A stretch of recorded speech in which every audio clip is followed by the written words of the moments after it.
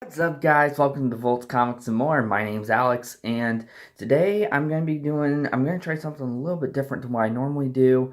If you remember, if you saw my last video, or my last videos where went over to Lima with a friend of mine, and we went over to the comic book store, picked up some comics. Uh, I'm going in honor of the Black Panther movie coming out this week. What I was going to do is going to read the comics day day by day till the Black Panther movie comes out. I realize that I'm going to be um, going past the Black Panther movie in order to finish the story, but I just thought this would be like a perfect time to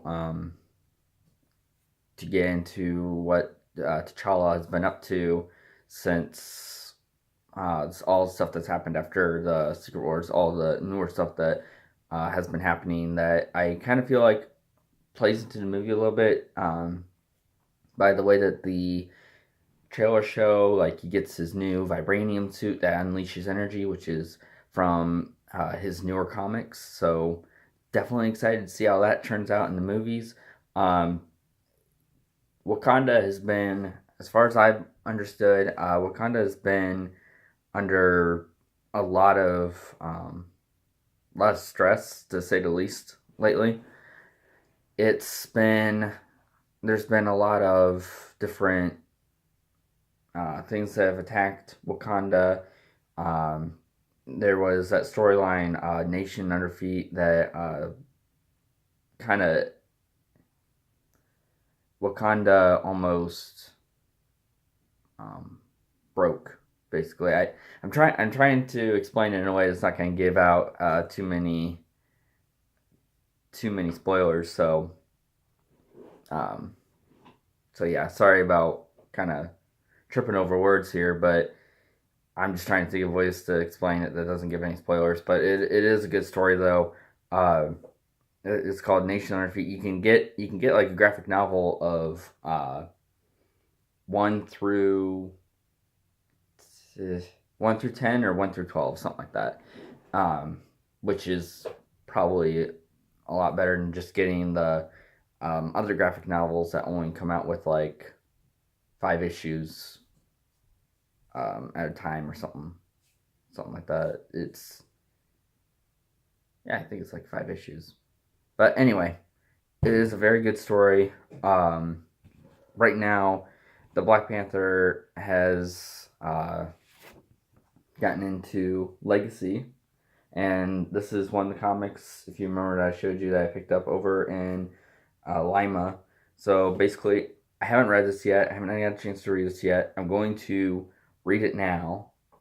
Not, don't worry, I'm not going to actually do like a read along or anything like that. Unless you guys ever want to see that. If you guys ever want me to like physically sit here and read a comic to you guys, I can do that. But right now, I'm just going to basically be pausing and playing and explaining things as they go along with a brief summary, just kind of catching up with what T'Challa has been up to lately in the comics leading up to the movie. Well, the movie and the comics are kind of separate. If you read the uh, Avengers Infinity War prelude, kind of explains how a lot of things have been going in Wakanda. Kind of explain all the preludes. Whenever you read a comic prelude for a movie, it fills in the gaps between the movies. So if you ever have any questions like, well, what happened with this character, or, like I didn't understand that, or where did they go from here? It just kind of picked up randomly. The preludes basically help fill in those gaps that they don't fill in between movies. Because they don't have Agents of Shield is a TV series that kind of, and in a way, it ties into the movies. It's in the same universe as the movies, but they're off doing their own thing. They don't have like a TV show that fills in those gaps. So instead, they like Iron Man, Captain America, Thor, Hulk. They don't have TV shows that fill in those gaps. So basically, that's where the comic books come into play. They kind of fill in those gaps. It's all the preludes. They have them for pretty much almost every single movie, every single MCU movie that's out there. Um, but they are really good. I definitely recommend reading them. But yeah, so anyway, I'm going to get started on this right now. Marvel Legacy 166, Black Panther, Klaw Stands Supreme, Part 1. I'm going to read the intro and then I'm going to pause and get right back to you guys. So basically, Black Panther. Just as Wakanda is transitioning into a constitutional monarchy, something from its ancient past now threatens to upend everything. The gods of Wakanda, the Orisha, have gone missing, and in their absence, mystical portals have been releasing deadly creatures claiming the Orisha are dead. A Wakandan named Raz the Exhorter is leading the people to worship a new god called Safako. And if I'm pronouncing any of these names wrong, I am really sorry. But anyway, it goes on to say T'Challa and Shuri hunted down a group of the creatures only to discover that the portal was not a portal at all, but rather a device that created holograms of the creatures using sound instead of light. Meanwhile, Midnight Angels, Annika and Io tracked Azura, an old friend of T'Challa's who was kidnapped by the Fenris twins, and to the nearby hostile country of Azania. They walked straight into a trap. Now the angels are in the hands of Klaw, Wakanda's biggest foe, and he's not alone. Ezekiel Stain, Dr. Faustus, Zenzi, and Raz the Exhorter stand at the madman's side. So, there's the intro for it. Definitely sounds like a lot of things are happening. The Midnight Angels, they, I believe their first appearance was in the beginning of this storyline that happened right after the Secret Wars for Black Panther, The Nations Under Feet. So definitely read that. The Midnight Angels are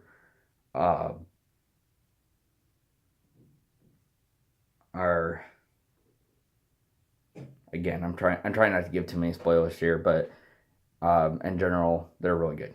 So anyway, all right, I will be right back. Writer,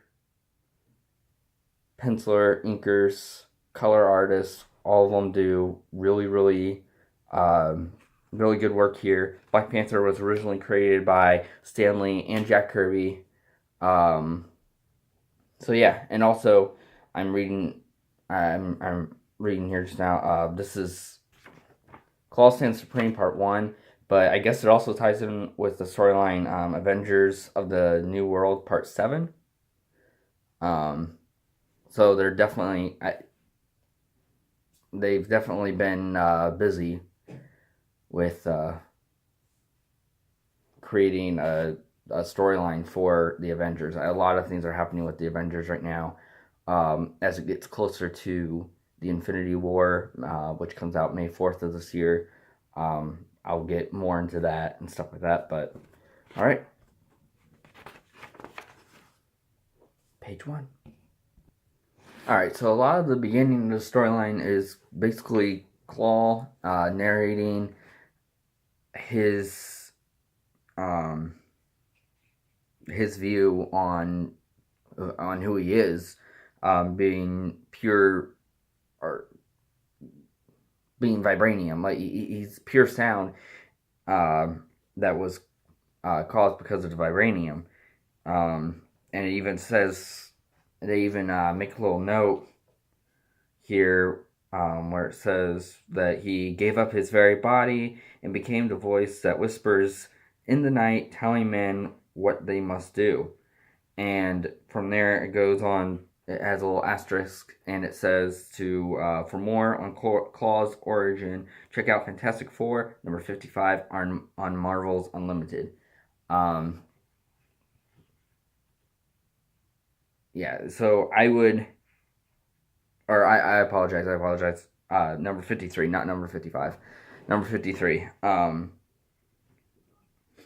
But yeah, you can also get different, they're called epic collections, I don't know if they have an omnibus out for it yet or not. But Epic Collections basically ties in or gives you a lot of the or all the older comics, the original comics that they had come from, and they're a great way to basically. I mean, unless you want to get single issues, which a lot of times the single issues, depending on the grade of the comic and um, the number and how popular it was and stuff, it it can. I mean, comics go for hundreds of dollars at the very least, from time to time. Again, it depends on the comic, but um, but yeah, the Epic collections are a great way to get some of those comics all in one, and I'm sure that they have a Fantastic Four one out there. If you're not wanting to get into the Marvel Unlimited, if you want, I can do a video on my views on digital comics. Uh, right now, just for time's sake, I will say that Stan Lee's view on comics has been, or on, I'm sorry, on digital comics. I've read that it was, he said comics are like boobs. They're okay to look at on a screen, but I'd rather hold one in my hand, So, yeah, in short, I basically agree with Stanley.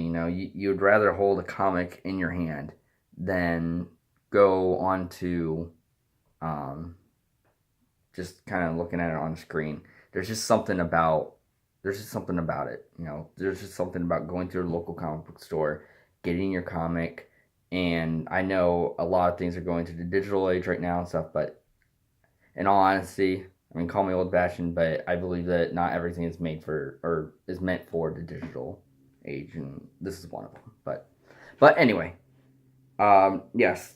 So Klaw's origin, Fantastic Four number 53, and also Klaw's just been talking about his view on himself. Um,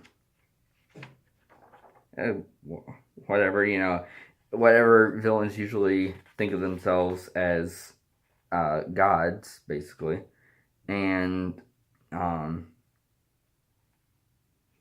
you see him in an AIM facility here, and he is basically traveling through sound, is what that red line is.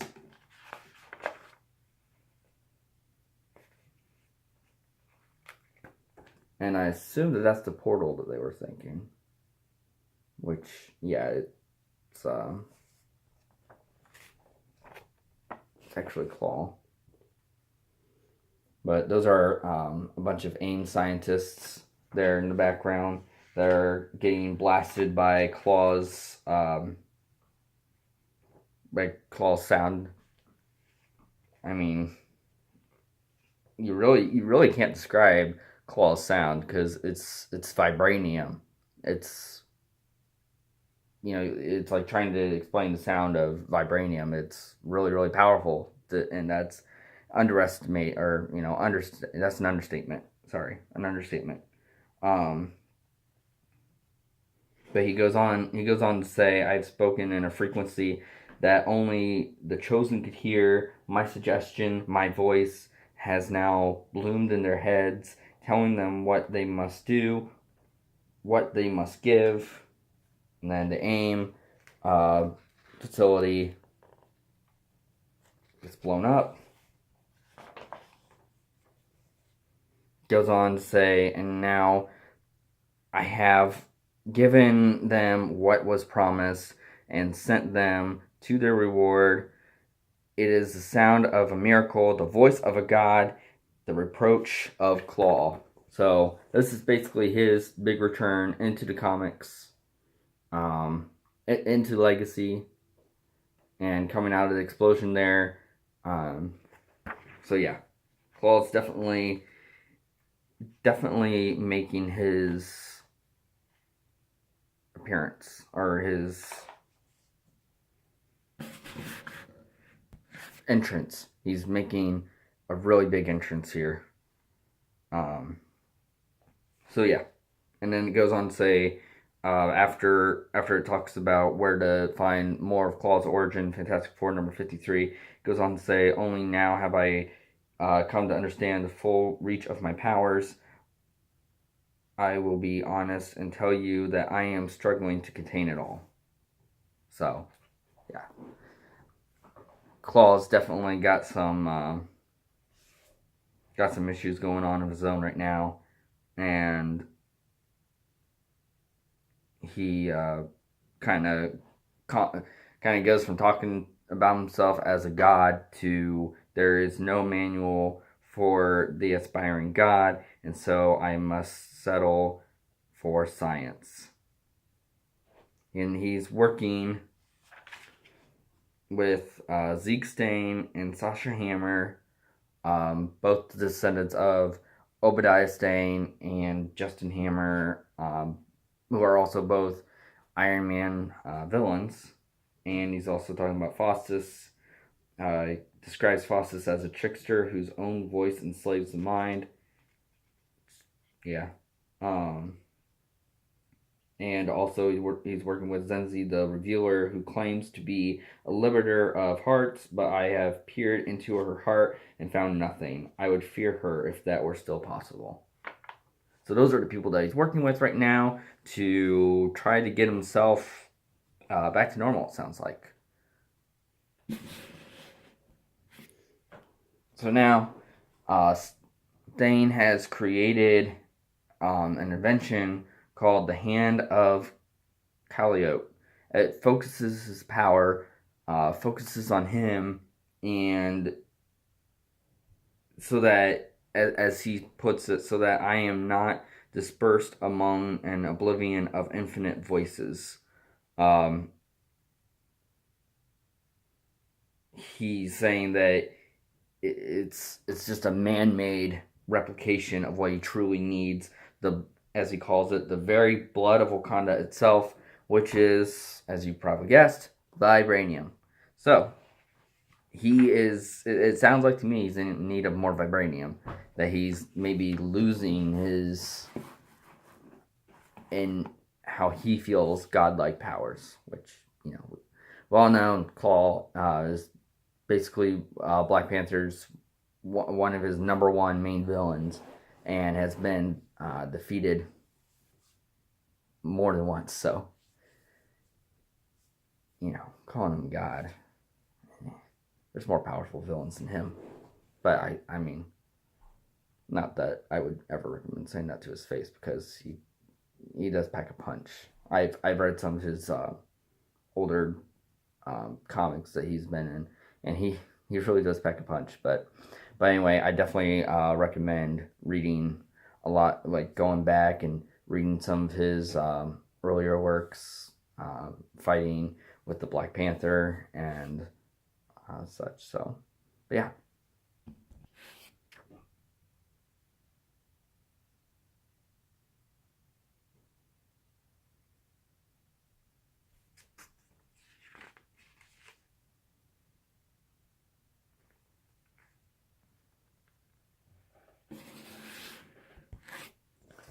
Here you see some of Klaw's just awesome power that he holds with the vibranium in his genes, and it's just incredible. He's actually attacking Wakandan army, and he's doing this all for someone that he loves. He mentions there must be some voice for Justice Julia. And then a few panels later, he says, and let their voice be a great fear. You are much too soft for this world, Julia. It was not your fault.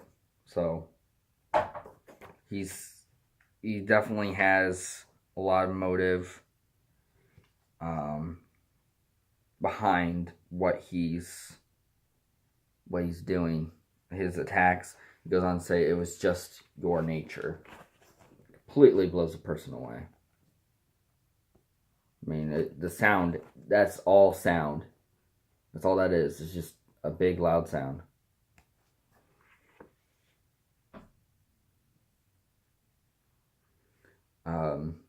He's still talking to himself about Julia. He goes on to say, I want you to know that there is no caring left in me, no softness, none.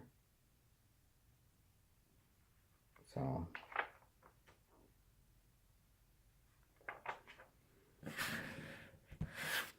And the story for Klaw Stands Supreme, it does talk about, it has a lot of flashbacks in it about Klaw's life.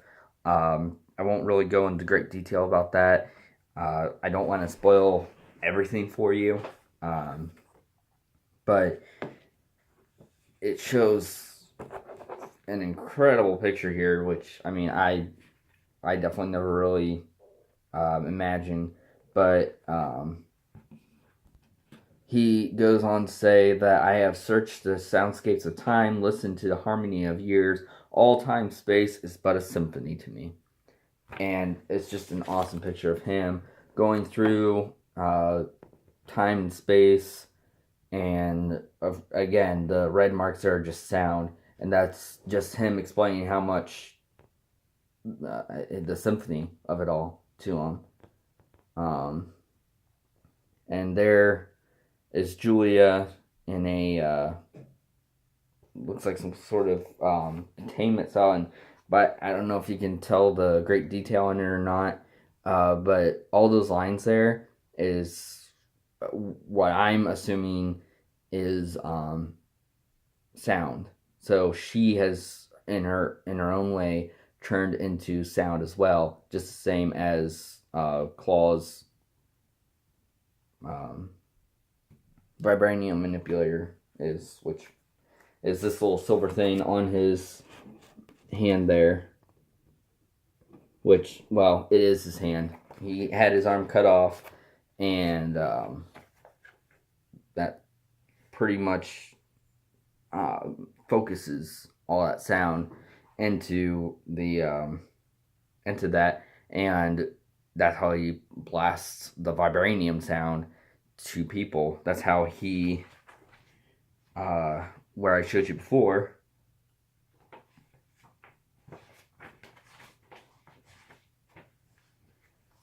I was doing this. The power's emanating from, sorry, it's not, I know it's not focusing that great. There you go. Sorry about that. But anyway, the power's coming from there, where it's unleashing through there.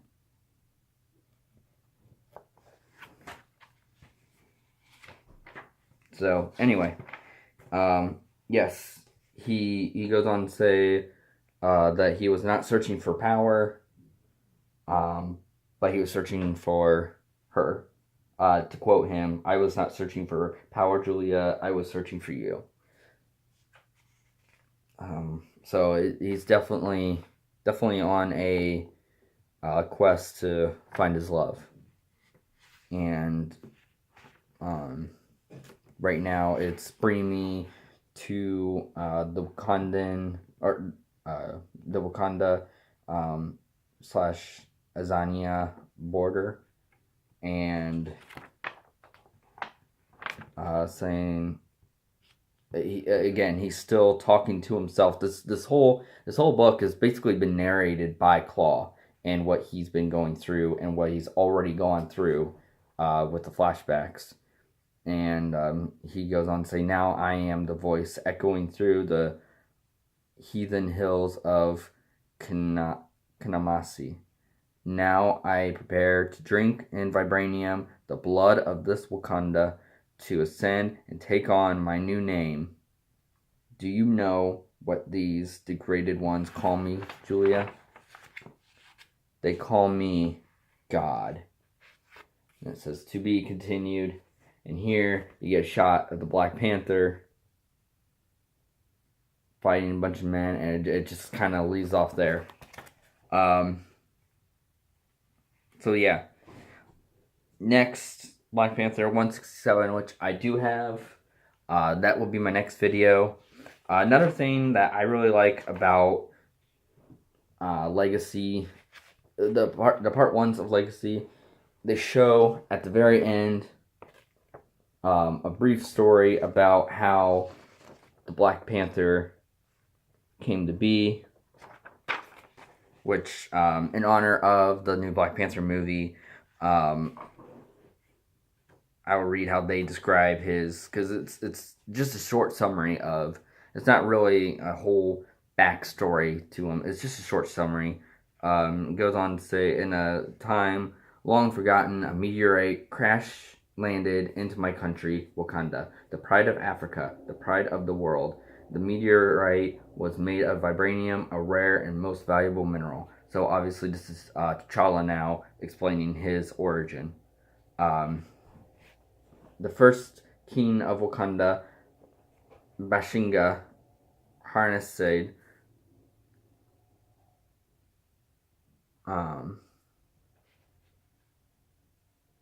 had harnessed vibranium and used it to nurture and grow our nation. Over the years, corrupt and evil men sought to steal vibranium and use its attributes for nefarious means. And so Bashinga became the Black Panther, a guardian who protected our country. The burden of leadership has fallen on the royal family of Wakanda for generations, resulting in the greatest warriors of the world that has ever been known. And here you see the meteorite of vibranium falling to Earth. There is the original Black Panther here that T'Challa is talking about. And he goes on to say, including, and it kind of brings us a little bit more to present time, where he talks about T'Chaka, his father. And he goes on to say, as King and Black Panther, my father made Wakanda the greatest and most technological advanced country in history. He kept us hidden from the world. It was a peaceful time, a happy time, until Ulysses Klaw discovered our homeland. And here you have a picture of Ulysses Klaw before all this stuff with vibranium had happened, before he became the god of sound, as he calls himself. There is a young T'Challa and his father T'Chaka there in the corner. T'Challa goes on to say, in his ruthless pursuit of vibranium, he took my father's life. I avenged my father's death and brought Klaw to heal. And in that moment, the mantle was passed to me. My name is T'Challa, the Black Panther. So here you see T'Chaka, T'Challa's father, has passed away, and Klaw is receiving his vibranium transformation. And then T'Challa calling himself the Black Panther. So yeah, the Black Panther, the origin story of Black Panther is a really good origin story. The Black Panther, or T'Challa, has taught himself many different forms of martial arts. He has combat training in a lot of different forms. I believe even in Kunlun, which is where Iron Fist got his powers, not a literal fist of iron, but his fist glows, and he can concentrate chi into his fist, and that's pretty much what he's using. Just an incredible amount of power. And T'Challa, even though he can't focus chi in his fist like the Iron Fist can. The Iron Fist got that power from being trained in Kunlun under their own master of their own version of Kung Fu and their own techniques of fighting. But the Iron Fist or Danny Rand is his name, got the power by defeating the dragon of Kunlun. Um, he got that power from defeating him, who is called Liu Shao. If I pronounce that right. Um, Sorry about the pronunciation. If I'm pronouncing anything wrong, uh, please let me know in the comments below. And again, I apologize if I am. But anyway, yeah, he got his power from the dragon, and T'Challa just basically trained. So he knows how to fight. He knows the fighting skills. But it's much more than just the training at Kunlun that he's received. He's also received numerous trainings in different martial arts, kung fu, stuff like that. But anyway, definitely check out his history. If you want me to do an entire video about his history, just let me know. I'm trying to stay away from spoilers in case there's not a whole lot of information that you guys want to know. And I also want to kind of keep it short so I don't overload you all at once. But anyway, I hope you guys enjoyed this video. Thank you so much for watching. Please subscribe, and if you like this video, share this video, and don't forget to hit the bell at the bottom so you can get notified when I put new videos out. And next time that I read a comic, it will be about the Klaw Stands Supreme Part 2, which is here. And so this is the cover for Klaw Supreme Part 2, or again, as it says, the Avengers of the New World Part 8. So, if you guys want me to go back and start reading from Part 1 of Avengers of the New World, just let me know. I could more than likely easily track that down. It shouldn't be too difficult. But yeah, and also to give you guys an example here of where they are at in Africa. This is the nation of Wakanda that they are talking about in the Black Panther, where they are going, everything. So, but yeah. All right, again, thank you guys so much for watching, and I will catch you next time. Bye.